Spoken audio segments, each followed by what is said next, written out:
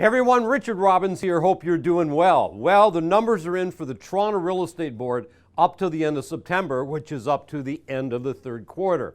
Now, I've got some different slides than I usually present to you, and I want you to know you can download these on our website as well, because these might be useful for you when you're doing presentations. And as I go through these slides, there's two things I want to concentrate on, because there's two numbers that should be important to you as a real estate sales professional. Okay, so the first number is obviously the number of sales that take place in any given month, or any given year for that matter. Because let's face it, the more sales that are taking place, the larger the pie is, because remember, your membership isn't changing overall, so you got around the same amount of agents. It might go up and down a little, but if your sales are much higher, then of course there's more opportunities available than if the number of sales are lower. So that's the first number. The second number we got to look at is where a lot of people get confused. They see that sales are down, okay, so maybe sales are going to be down in September opposed to April, and we always assume because sales are down, and the public assumes this, that prices are down, and that is not the case. So the second thing you always want to look at, especially when you're having conversations with the public, is about months of inventory. Because your months of inventory, your supply and demand, is going to determine which way your prices are going. Obviously, low supply prices go up, high supply prices are going to go down. So let's go through these numbers, and I'm going to show you both of those numbers and how they work, and hopefully it'll help you be a better communicator when you're sitting with buyers and sellers if you don't already understand this stuff. So anyway, here's all the numbers, the same screen that you usually see. You can see here we started doing 6,900 sales in the month of January. March was the highest. We got up to 15,600. And then actually August, okay, you can see here, was the lowest for the rest of the year, except for January at 8,500, and then we were back up to just over 9,000 in September.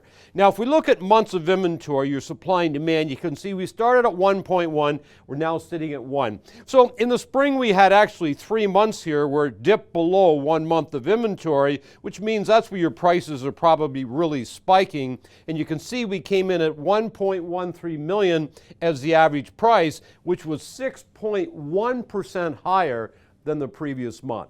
So let's look at this right here. This is interesting. So we created a line graph for you. And if you look at the blue line, this is the number of sales that are taking place. If you look down here at the green line, that is your active listings. And of course, active listings, okay, and then you divide into the number of sales, what is that going to give you? It's going to give you months of inventory. So here's what's interesting. You see here, they almost cross, right? This is where we had 1 month of inventory. And by the way, 1 month of inventory is a strong seller's market. Prices are rising. You can see here what happened. Active listings were less than our sales, so our months of inventory actually dropped below 1.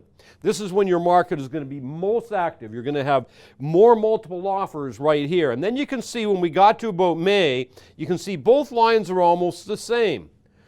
So what's happening here is we've gone back to 1 month of inventory that I showed you. Now, again, like I said, 1 month of inventory is still a very strong market. So have a look at this. So if we go over here and we look at sales and say, well, we did just over 9,000 sales, but we did 15,652 sales here in March, then the public would naturally start to think, because we went from 15,000 sales down to 9, oh, prices must be weakening. And I've read this type of stuff in the news before, and that is not true, because what determines your price is months of inventory. You can see here we got 1 month of inventory. Same thing if we go back and we look at August, when that was our second lowest number of sales for the whole year so far, but our prices are still rising fairly quickly because we're only operating 1 month of inventory, which is a strong seller's market, still getting multiple offers on a regular basis. So here's your 3 months, I should say 19, 20, and 21 in what happened in the month of September. So look, we did 7,800 sales, 2019, went to 11,083 in 20, and then we were down slightly to 9,046. So look at this. We did way more sales in the month of September than we did this year. Why? Because if we think about it, what happened January, February, March, and then also in March, what happened in March of last year? COVID, right? And then what happened to March, April, May? A little bit slower. And then all of a sudden what happened, May and June, market took off and it was crazy busy right through to the end of the year. So September was a very, very big month. Well, let's look at this year. What's happened this year? Well, January, February, March, April, May, were just like crazy, right? Sales went up, and then you can see sales have started to level off a little bit. Market's still very good, don't get me wrong. Prices are still rising, but all of a sudden the market started to level off a little more than it did if we look at the last fall. So that's why you see such a big difference here. This is an interesting number right here. If you look at year to date, total sales up to the end of September, 70,000 roughly, 69,000 up to 97,000. So here September was down from September of last year, but year to date we're way up. Why? Because this was a relatively normal year, a very good year, don't get me wrong.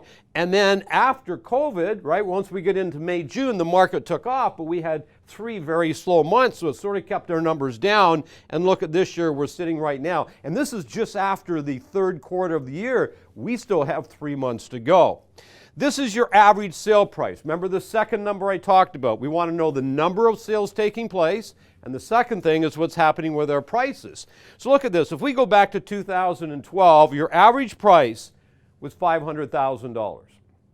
Where's our average price right now? 1.13, and that's only up till the end of September.